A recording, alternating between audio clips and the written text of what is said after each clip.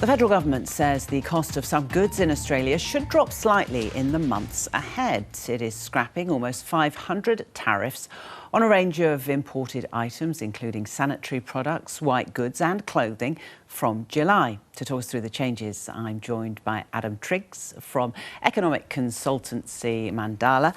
Hi there, nice to speak to you this morning. What are we talking about here? What are these types of nuisance tariffs?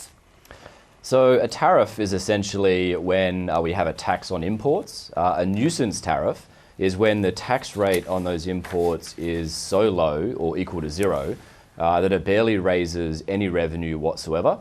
But businesses who want to import into Australia still have to go through that arduous and bureaucratic process of finding out that the tariff rate is zero.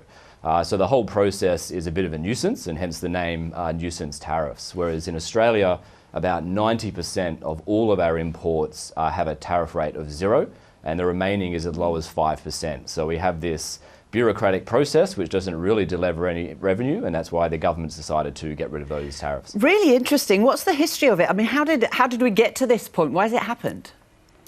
Some of it is a historical relic. So in the 1970s, we had very high tariffs. So we had an average tariff rate of about 50%.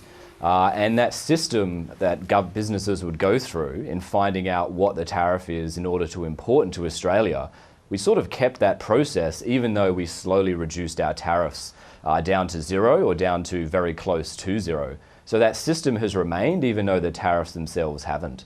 There was also an argument in the diplomatic community that these provided a bit of a bargaining chip. So when we would negotiate a free trade agreement with another country, the first thing we would do is promise to scrap all of our tariffs with that country. The problem is it's a bit of an old game now. Everyone knows we're going to do that, so we don't really get much of a benefit from having those in place, which is why the government's, after many years, has decided to get rid of them. Adam, has anybody calculated how much savings will be made to business through these tariffs being dropped? Yeah, the Productivity Commission did an analysis where they found that for every $1 of revenue raised to the government, these tariffs cost businesses and cost the economy up to $4.80. So it's a very silly system to have in place, and the analysis from the government suggests that it will save businesses about $30 million in compliance costs.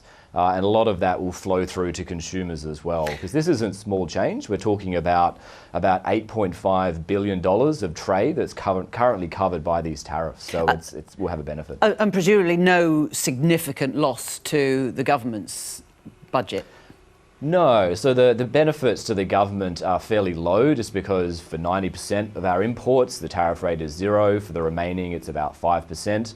But the main point being that whatever money the government gets, for every dollar, more than 4 times that is cost to the economy. And also in a cost of living crisis, it makes sense to do everything we can to try and ease prices for consumers. I mean, is there any way of knowing whether these companies that are facing the administrative burden of these tariffs will pass on any cost benefit to consumers?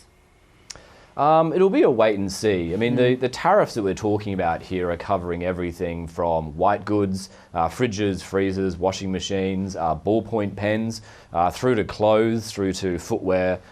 These are industries that are fairly competitive, so we would expect to see those costs being passed through, which might not be the case if it was a less competitive industry. But given these are fairly competitive, we would expect to see a lot of that pass through. I guess it's difficult to analyse or sum up. I was going to ask you, what do the importers think about this? But as you say, it's such a wide range of goods. You could be asking 1,000,001 businesses before you get to an answer. Yeah. No, I think businesses have been talking about this for a very long time. A lot of businesses won't even go through the process of finding out that their tariff is zero. They'll instead prefer to simply pay an amount up front. So businesses have been calling for this for a long time. Getting rid of this policy is pretty low-hanging fruit, and it's pretty sensible that the government is doing this. And just finally, Adam, what sort of time frame are we looking at for this happening?